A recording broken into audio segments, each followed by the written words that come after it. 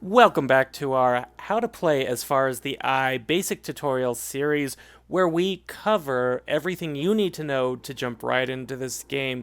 We've covered quite a bit of information to get this far, and we're going to take a second look at goals, moving from one location to another, and how to pack up your mobile buildings and your supplies so you can start the next map with as big of an advantage as possible. If you are looking for anything specific, check the timestamps down below.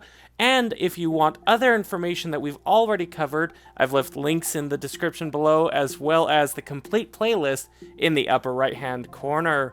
Now, looking at goals, these are things that we did talk briefly about, but we're going to want to select them based on not only what we think can be easily obtained, but also where we are going to head in our map.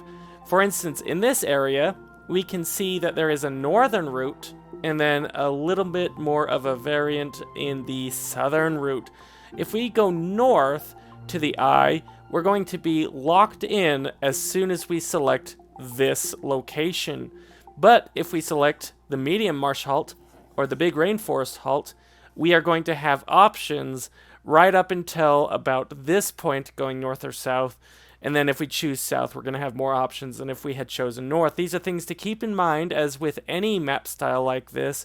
And so you're going to want to be sure that you plan out your route as best you can. Speaking of which, these tiles will tell us about the size of the map. For instance, big rainforest halt, medium marsh halt, as well as the types of resources we can expect to encounter there. So plan your goals.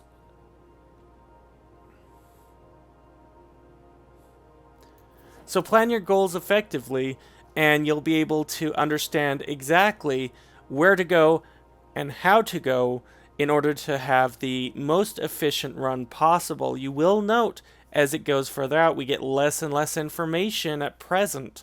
So when you're very first starting, choosing a tile with more options than less might be to your advantage, even if you have to work a little bit harder to get there. One more thing to know with goals is that if you're finding that you're struggling to meet the requirements of a goal, you can always change your mind with that goal up to the point that you actually travel. This can make a losing game into a winning game if you remember just to return to this map screen and select a new tile. This may be the difference between victory and defeat for you. Now we're going to play through this game so that I can demonstrate how exactly we're going to move, pack up our mobile buildings, as well as get from one location to another with as many resources as possible.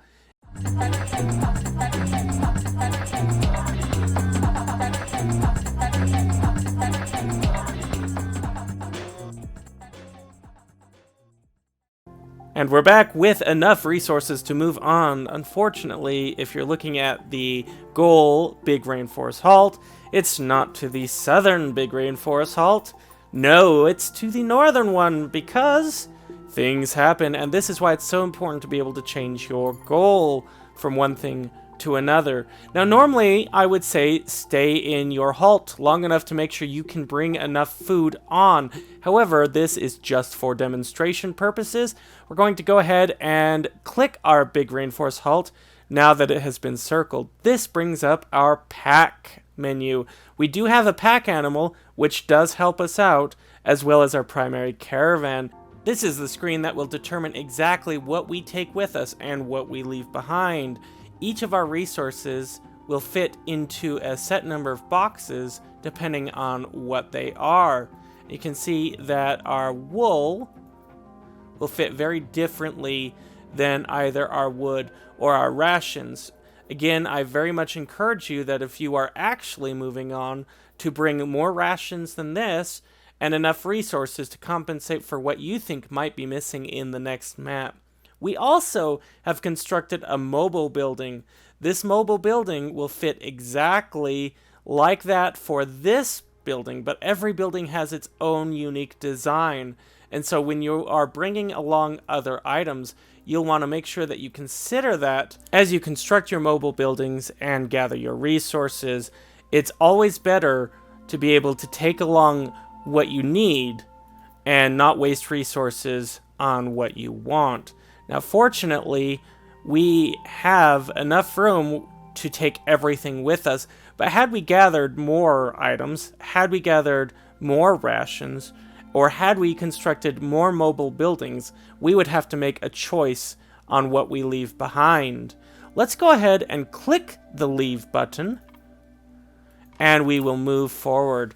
You see now that we do have access to our goal system. Unfortunately, we will be locked in only to one choice. But let's go ahead and go to our rainforest as we now talk about mobile buildings. Now that we're here at our second area, you can see that it looks very similar to your first area with a few exceptions. We have far less food, but far more of everything else. We also have that mobile building that we talked about. Now, to access the mobile building, you're going to select one of your pupils as normal. Then, you're going to go to your build screen. If we take a look at our harvesting hut, we can see that nothing much has changed. It still costs 70 wood for a permanent building, 20 wood, 20 stone, and 30 wool for a mobile building. But this is not where we select our buildings, no. We simply click this packed mobile buildings button, and we have a harvester's hut, which we can place right there. If we end our turn and continue to build, you see it still takes the same amount of time to construct the building, but it didn't cost us any resources. And so packing one of these buildings is very much like packing the resources you need in order to construct it in the first place. That is to be kept in mind, because sometimes it might be more advantageous for you to bring along extra resources than it would for you to bring along a mobile building. And that concludes our How to Play As Far As the Eye Can See tutorial series. We may be doing a little bit more as the game continues to go on and as requests come in. But for now, you now have a complete chapters 1 through 5 on how to play, and hopefully you've gained all of the knowledge you need in order to have the best time jumping right into the game and going directly from your starting area to the safety of the eye. If you've enjoyed this series, then let me know, either by sharing what you've learned or sharing the video with others. And of course, subscribing always helps the channel. In the meantime, I am Nidanoski, and as always, have fun.